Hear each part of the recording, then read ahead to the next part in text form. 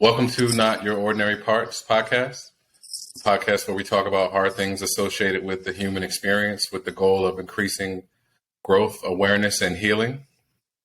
You may hear information from professionally licensed therapists, doctors, life coaches, healers, etc. This information is not therapy or medical advice and is not meant to replace actual therapy or instructions given to you by a doctor or personal therapist. I'm your host, Jalon Johnson. I'm an everyday guy. I don't feel like what I'm doing makes me special or better than anyone else. As hard as it was, I decided that I wanted more and that I wanted to heal the things that I was hiding. So I started my journey. And what you're seeing in this podcast is a byproduct of that decision. So if anyone finds this beneficial, I'm glad. My guest today is Dr. Amy Williamson. Dr. Williamson is a holistic therapist who specializes in trauma and CPTSD with over 20 years experience.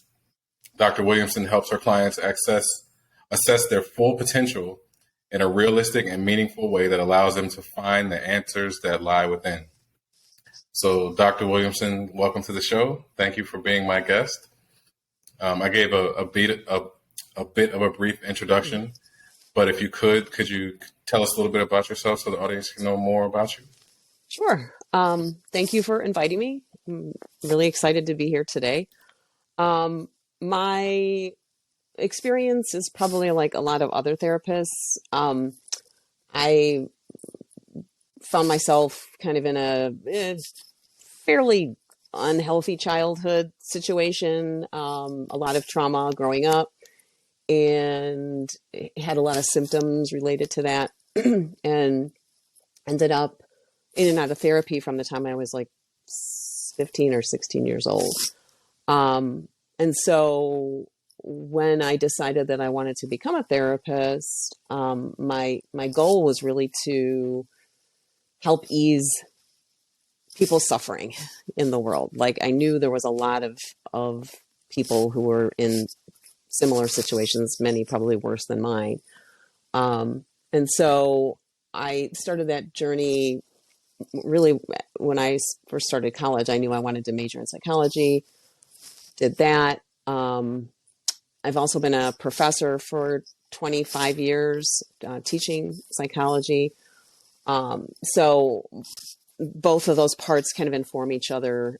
As a therapist, I kind of fell into trauma work in this group that I was running with another therapist who her specialty was borderline personality disorder, which is really kind of a trauma syndrome. And so she was a really good mentor. She helped me learn a lot about all the different manifestations of trauma, how trauma presents. And so, and I was just fascinated, and I loved working with people that had childhood trauma, pretty severe childhood trauma histories. And what I've learned over the years is that almost everybody that I see as a client brings with them some trauma history, but they don't know it. And so it's kind of just like this, the water we're swimming in, we don't really realize how much trauma we're carrying sometimes. And so, so that's kind of where my worldview, kind of where I see things. Okay. If you don't mind me asking, you said that you started therapy around 15 on your own. Mm-hmm. And at what point did you realize that you wanted to become a therapist? Probably pretty early on. So I didn't know how much schooling I had to do. So I was a little shocked by that when I first found out. I'm like, oh, you mean I have to go back for more? So I did it in small steps. I started out as like a case manager, worked with a lot of different populations. I worked with the homeless. I worked with chronically mentally ill, developmentally disabled. So I did a lot of different things in social services before I thought, okay, I got to go back to school and at least get a master's degree so I can be licensed as a therapist. I did that and then decided that I wanted to go back. So I have multiracial children, and I started, they're grown now, but when they were young, I started realizing how little resources there were for them. And so I decided to go back for my doctorate to focus my research on identity development in biracial children. And so it was like a personal passion that drove me back each time. But I've enjoyed the journey getting here. So I probably kind of always knew. I think I was a therapist from the time I was maybe like 3 or 4 for my mom. So it kind of just came naturally. And so, you know, I'm still enjoy doing it. I'm still fascinated by people's minds and how they work and how people recover and the strength that people show. I see. Well, thank you for that, for the background. Mm-hmm. What I wanted to do was to ask some questions to kind of get started and get into the meat and potatoes of the interview. Sure. And with you specializing in trauma and also knowing, I guess, early on that you were affected by trauma by, starting therapy at 15. Mm-hmm. The first question I wanted to ask is, does a person's chronological age always match their developmental age? Yeah, this is an interesting idea because I think we normally, you hear act your age or, they should know better or things like that. And what we really know about developmental age is it can be very different than chronological age. So your chronological age is the number of days, weeks, months, years you've been alive. Nothing more than that. Whereas your developmental age, we're looking at things like how well do people manage behavior, their cognitive abilities, their ability to regulate themselves emotionally. How do they handle conflict? So more nuanced ways of looking at where somebody is. And what we know is that when you grow up in a family system that doesn't know how to model healthy ways to cope, healthy emotional regulation, all those kinds of things, that the child really doesn't have a chance to grasp how to move beyond usually what the family system has set them up to do. And so developmentally, when people come into therapy, a lot of times, especially in relationship issues, it revolves around being able to gain emotional maturity so that they can interact better with their partners. You see. So what I want to kind of bridge that question to with another one is if chronologically your developmental maturity, I guess, could be linked to a stage where maybe you stopped developing or where there was a trauma that prevented you from moving forward. When you get to a point where that trauma is activated, those are referred to as triggers. So what are triggers and how do they affect people? So triggers, probably the short way to explain it is that it's something you're re-experiencing a past pain in the present. So it's not necessarily something that's happening now, but it's something that might be reminiscent of a past experience that you had. It's not the same as discomfort. So it's not the same as feeling uncomfortable about something or just something kind of rubs you the wrong way. That's not a trigger. So not all strong emotional reactions are triggers. For instance, like somebody dies and you're grieving. I mean, that's normal, right, to have those really strong reactions. But when something happens, for instance, something small happens, and the reaction, one of the ways we talk about it is the reaction should be this big, but it's this big, that would indicate that a trigger has been activated for the person. So just to give an example for myself, sometimes when my husband doesn't, he won't he won't call me on his way home from work, let's say. And I will react like, really like, oh my God, he doesn't care about me. He's not paying attention to what I'm thinking, and kind of activates this really big reaction when it really doesn't warrant that. And I know, luckily, I've been practicing this for a very long time. I'm able to sit back and say, wait a minute. No, this isn't really what's happening. This is an old tape that's being activated in me, and I'm re-experiencing now. So they kind of just take you away from the moment, right? Because you're going back into that old situation, whatever it was, that old feeling. And it makes it difficult for people to respond. We end up being in a reactive mode a lot of the time because we're being swept away by those old feelings. And so part of the goal is to figure out ways to be able to respond to what's happening rather than to react to what's happening. Great.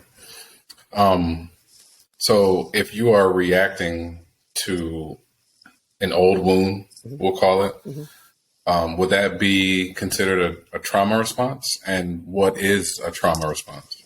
So yes, it could be. So trauma responses, if we're looking at kind of a way to identify them, are going to be when the past is kind of seeping into your present life.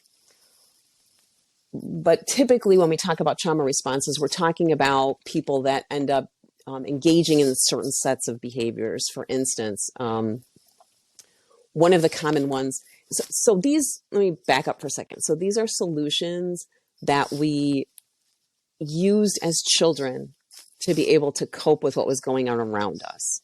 So these are not necessarily adaptive in adulthood, but they were great for childhood. So the first one would be dissociation would be a trauma response. So I just dissociate, I check out, whatever's going on. Let's say mom and dad are screaming and fighting and doing whatever each other, and I'm just able to check out. So dissociation worked well then. It doesn't work so well when you're not in trauma. There's 5 of them that I look at. The next one would be avoidance. So again, great when you're in a home where things are chaotic. If you can avoid what's happening, you do. You become involved in whatever, you're gone. You avoid being part of whatever's happening there. The third one is self-sabotage, and this kind of comes along with the shame component. So because developmentally kids are not able to understand that their parents maybe are acting outrageous, they believe that there's something wrong with them. And so that becomes a deep-seated way of viewing the self. And so the self-sabotage then happens unconsciously. It's not like you're setting out to do it, but you might make choices that aren't the greatest for you. Maybe you go back to unhealthy relationships, things like that, and kind of sabotage yourself in numerous different ways. Addiction is another trauma response. So it's kind of an avoidance strategy, but it's a pretty common one where people feel like, oh, they tried a certain substance and it worked for them. And so they do more of it, more of it, more of it. It could be a sex addiction, gambling addiction, any kind of addiction that really takes you away from feeling, which is what really we're trying to do, is avoid those real painful feelings. And then the last one would be hypervigilance. So if I'm in a dangerous environment, the best thing I can do is really become hyper aware of everything around me and be able to read people's body language and people's facial expressions and listen for sounds and just become completely tuned in to everything outside of us, unfortunately excluding then what's going on inside of us. And so we become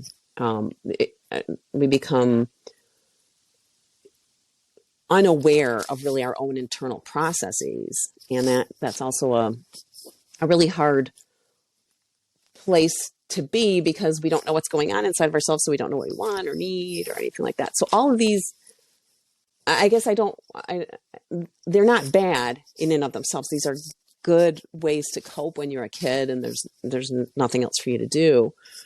But as an adult, as you can probably imagine, these can become really problematic at work and in relationships and in parenting and all the other stuff. So I don't know. Was that too much? That was a lot. Oop, that was a lot. No, Okay. no, that was great. Okay. I just recently found out what hypervigilance means, and I was a little blown away by it because I realized that was something that I had been hypervigilant for a good part of my life. Not that I'm not now, but since I'm aware of it, I'm working on it. But it's almost like you are deep in a threat that doesn't exist. Yes. Because in the moment or when you needed to be hypervigilant, you never really came out of that state. And like you said, it's not something you need as an adult or just in your everyday life, unless you're in a war or you're in the jungle or something, right. Exactly. So they were helpful at one time, and probably allowed people to survive to get to be adults. But then when people come in for therapy, a lot of times people are manifesting several or all of these in their life now, and they're just no longer helpful. What are some ways that you help your clients who are exhibiting some of the 5 signs that you just spoke about? Well, it varies from person to person, but in general, really creating awareness is probably the biggest thing, because most people come in and they don't even know that they're dissociating. They don't even know that they're sabotaging. Addiction is that's a separate issue. I mean, that's a little more complicated, but understanding, helping people understand and be compassionate with these parts of themselves, because they did serve an important purpose at one time. And so I think in terms of not necessarily working with each one individually, but really working on the bigger picture, which is the shame, and helping people understand that these solutions were important ways for you to cope growing up. And we want to kind of thank them for that, those parts that had to do that, and not feel ashamed that what's wrong with me? Why am I always, anxious, and why am I, but really, the antidote to the shame is really the self-compassion. And so I work a lot with people on helping bring compassion to themselves in the moment, and understanding this is normal, and understanding this is part of the process, and kind of understanding how this will unfold over time. That's, I guess, generally speaking, that would be what I would focus on. I see. Self-compassion is a big one. Mm-hmm.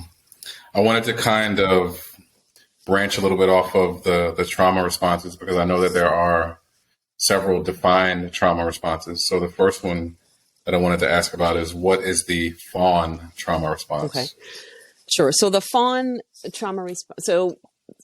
So basically what we're talking about with the trauma responses is what happens when your nervous system becomes activated. So this happens to animals, happens to people, right? Your nervous system becomes activated. We are not meant to stay in a chronic state of nervous system activation. However, when trauma happens, sometimes that our bodies do go into a chronic overactivation that can lead to all kinds of problems. But the fawn response in particular is usually happens when you had parents or caregivers who were emotionally abusive, bullying, maybe had rage problems, anger issues, and high degrees of shame then are brought about in the child. And so one of the great ways to cope is to fawn, or to be a people-pleasing person, appease the abuser. Don't avoid conflict with that person. Make sure you don't engage them, because they might go off at any time. a big one that I see that I think is pretty common is that we're going to pretend everything's fine, even when the house is on fire. It's all fine here, and kind of keep going. And so we don't really have a sense of what the red flags are because we weren't really able to respond to them properly in childhood. There's a lot of difficulty with boundary setting because, of course, that would be really dangerous to do to a parent or to a caregiver.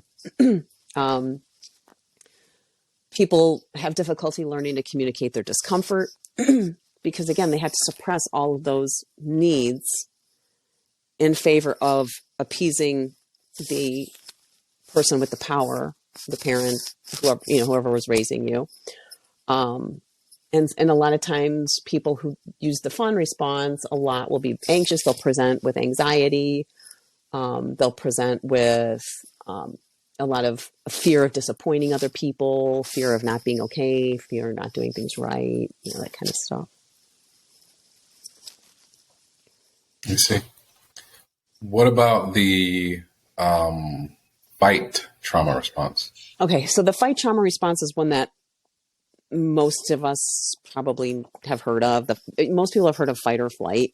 And so the fight response is just what it sounds like. It's, I'm going to try to gain control of the situation in whatever means that is. So maybe I'll be arguing with the person, or I might physically go up against this person, and see where that gets me. If that worked out for me as a child, then, and if I'm really in a chaotic environment where I had to kind of fight to get what I needed, then that would translate into later behaviors of usually people that have anger problems.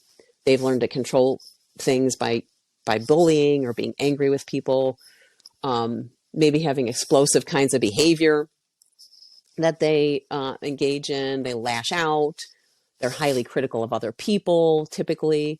But this is that fight response that's gone haywire and not helping somebody in adulthood, not really being helpful. But it's one of the more adaptive responses in the sense that it's more, the fight or flight tends to be the two that we think of as, I don't want to say healthier, but the person's at least kind of using some of their agency in a sense. I see. Now you just mentioned the flight. Can we talk about what the flight trauma response is? Sure. The flight would kind of go into the whole trauma response of avoidance. So it sounds like it's running away. So if you are a zebra running through the Serengeti and a lion's chasing you, usually they've got the two choices, right? I either flee or I try to fight back. The zebras aren't going to fight back. So their next option is to run away. And that's a good response. For children, it tends to be more complicated unless you actually do run away from home. I guess that's part of it. But running away really means kind of a chronic avoidance pattern. So people become workaholics. They become over-focused on other things, like having OCD. They can't sit still for 2 seconds. They avoid issues at home, avoid issues in relationships. Maybe they become perfectionistic about their life. But there's also this kind of this loneliness that presents itself because, you're not able to sit. You're not able to really develop any intimacy because you're too busy trying to hold down all the stuff that you don't want to deal with. Okay, I have a question for you. Would someone who, let's say, is a serial dater to where they just jump from person to person to person to person and never take any time to really sit with themselves or get to know themselves or to be single, is that a flight response as well? Yeah, that's an avoidance, right? It's an avoidance of intimacy. So probably some degree of that, sure. Mm-hmm. I see. Okay. Okay. Now, the freeze trauma response. Right. Okay. So the freeze, again, kind of what it sounds like. So the way we divide up the trauma responses is you've got the hyper arousal, the fight or flight is the hyper arousal. And then the hypoarousal, which is like a shutdown of the nervous system, is the fawn or freeze. And so freezing is probably the most terrifying state for somebody because it really is playing dead. Your body kind of goes into a shutdown mode. You might see somebody who just has a blank stare. This is a common one for people with sexual abuse histories because what choice do you have except to freeze and maybe dissociate? So these are kids and adults who might like really shut down. They might seem really flat, numb in a sense, dissociated. They might talk about chronic procrastination. They just can't really deal with anything going on. They're not able to connect with other people very well. And it's a result of really such overwhelming trauma that the only thing that you can't fight or flee. So those two kind of went off the table. And so now the freeze is the last resort. I see. So with all of these trauma responses and with the triggers that we spoke about, they could cause a condition, maybe what we've heard of as PTSD or CPTSD. Mm-hmm. And CPTSD is complex trauma, correct? Correct. Can you explain what CPTSD is? So CPTSD, they tried to get it put into the Diagnostic and Statistical Manual of Mental Disorders, like the big book where all the different disorders are. And it didn't get in this last time. But I don't think that necessarily means it's something that we shouldn't be paying attention to. So this is when you have repeated childhood experiences where you felt helpless and you were unable to control what was happening. And when there's chronicity, so this is not a one-time thing, right? Like somebody died, your dog got lost, I mean, there's traumas that are kind of really just acute. And with this, we're talking about this child's living in a home where there's ongoing trauma happening. So this is really, your neural development is impacted. Your relationships are impacted. Your ability to function is impacted. It changes who you are and how you view the world. You're not the same as you would have been without the trauma. It changes everything.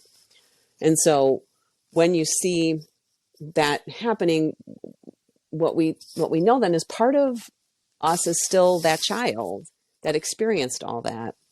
And so hence the triggers and hence all those other coping strategies that we hold on to as we get older.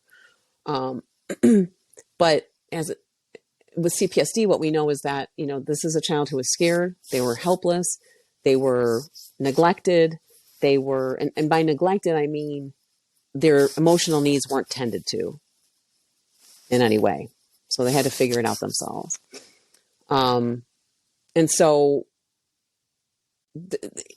what happens then with this is that, and I'll tell you my rut that I fall into. So my rut is like, poor me, right? Like, oh, wow, this happened. I guess I'll give you an example, a current example. My son probably won't like it, but my birthday just passed.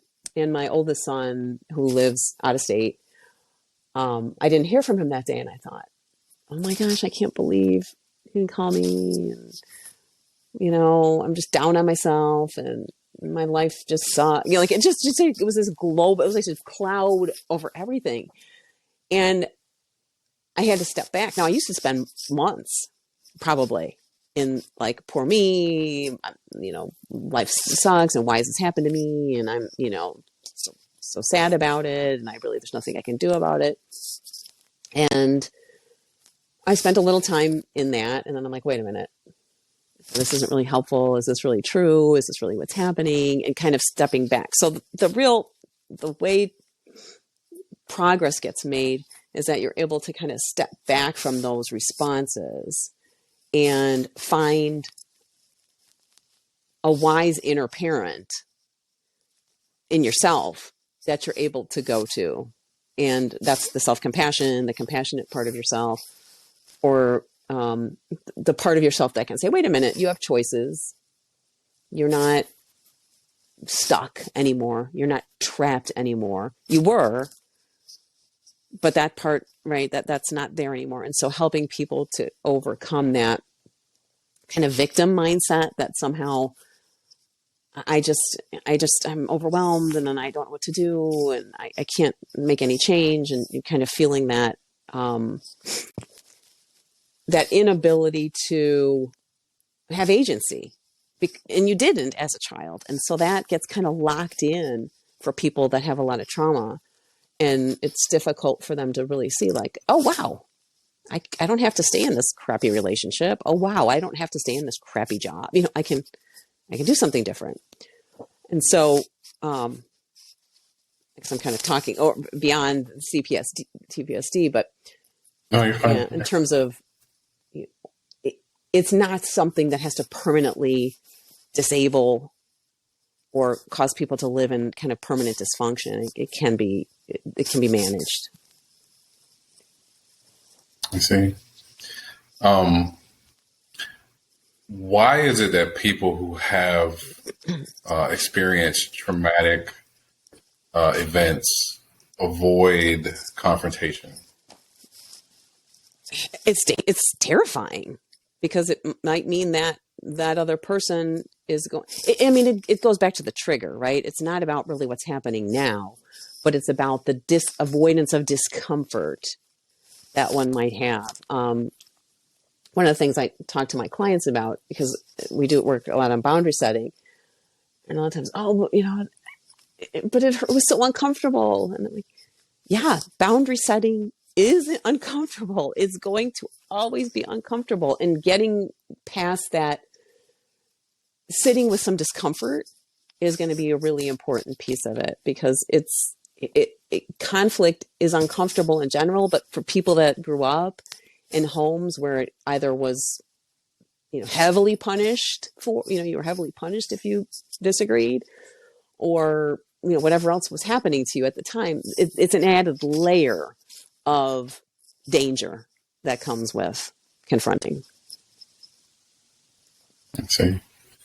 I think that sitting in discomfort for people who have sensitive nervous systems probably feels like death. I know for me, when I started, to set boundaries and to realize that, that there was nothing wrong with me having a voice and establishing that voice, and, putting myself first in some instances, not in a selfish way, but just in a way that would allow me to feel whole and heard. Yeah. It was uncomfortable because it was so different, Right. And then there's a lot of anger sometimes when you start to deconstruct, because there are things that you look at and you say, well, that shouldn't happen, or I don't like the way this happened, or the way that this person did this, or I don't feel good about that. Is anger an important emotion? Absolutely. I think anger is a really important part of the process. And it usually, for some people, it doesn't come up for a while, because the anger is turned inward. And that is not helpful. So helping people to get in touch with their righteous anger, it is really how you learn boundary setting. Because if I don't have any feelings about what's happening, then I really don't have any cues as to what I should be doing. So I think all feelings are windows into what's really going on for us. And it takes a while to get there, because for people that have been traumatized, going into your body to feel something can be really, really scary and dangerous. So, people that has to be titrated slowly. But once you're able to read some signals in your body and kind of understand what your body's telling you, I think it's critical that you heed whatever emotion's coming up. Let's see. So I want to quote something that you've said. You said, anger is really about fear. When you're angry, ask yourself in that moment, what are you afraid of? Can you explain what that means? So a lot of times anger, when we feel anger, we're really feeling fear. A lot of times that I see is fear of abandonment, fear of being alone. So people get angry rather than expressing the fear that they have about whatever's happening. That's not the only emotion under fear. I mean, under anger, I think pain is probably one of the predominant ones that people experience. So when you are angry about something, most people want to react with their anger, and they want to yell at somebody, and they want to tell somebody off, or they want it, whatever, sometimes violence, whatever it is. That's really not what we mean by using your anger appropriately. So the anger is meant to understand what is going on for you that needs to change. So anger is an important emotion that helps you understand where do I need to boundary set? What's uncomfortable for me right now, especially when people are able to get in touch with anger at their abusers. And if those are parents, that can be really difficult, but that's also important because that takes the focus off of you. So if it's always something I'm doing, if I could only do it right, then my parents or caregivers would be different. That's you're still on the hook. Once you're able to, wait a minute, they shouldn't have done that. Wait a minute, this wasn't okay. It moves your therapy forward a little bit because now it's not you. It's not about you. And that's a really important piece for people to get to realize it's not about you. It's not personal.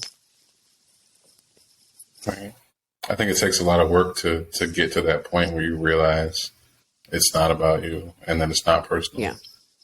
But that was a great explanation. And I think fear and anger are two big emotions that once we can kind of get curious with and get a good understanding of them, like you said, we can move forward in therapy as well. Mm-hmm.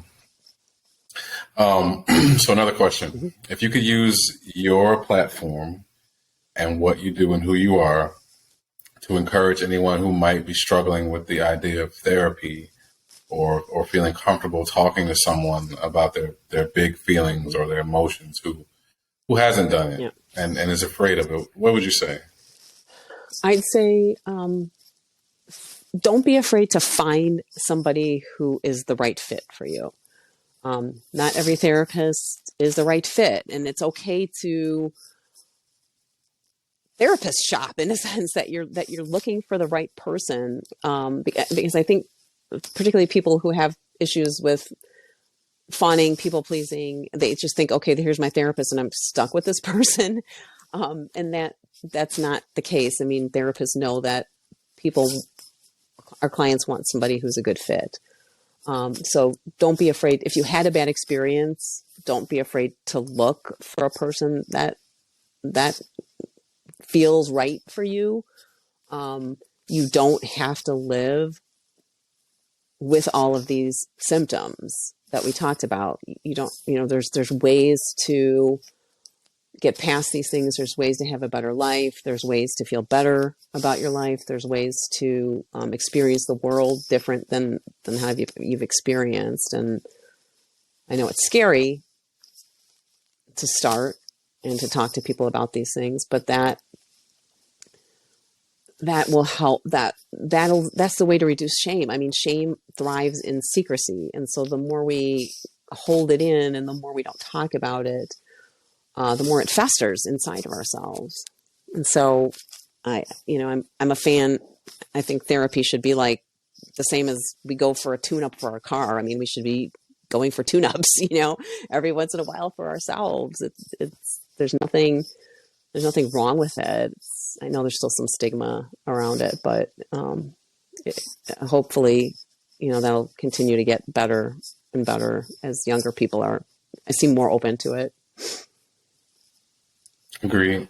For sure. I think that this generation right now they're not okay with that's just the way things have been, or that's the way things are. They want change and they want difference. Mm-hmm. And I'm glad. Absolutely. Well, Dr. Williamson, I'm grateful that you were willing to do this with me, and that you were willing to give me your time for the interview. Like I said to you earlier, I love that what I'm trying to do has value in the eyes of therapists. So thank you so much. Thank you very much for having me. It's been my pleasure to be part of this. If people wanted to find you on social media, on or online, where could they find you? Probably the best place is my Instagram. It's at dr.amy.k.will. That's where most of my content is. And there's links there for to get in touch with me. You can get in touch with me through that too. Okay, great. All right. Well, again, thank you so much for doing this with me, and for your time and for your expertise, 20 plus years in what you're doing. So thank you. Thank you for who you are and what you do. Thanks for having me. It's been great.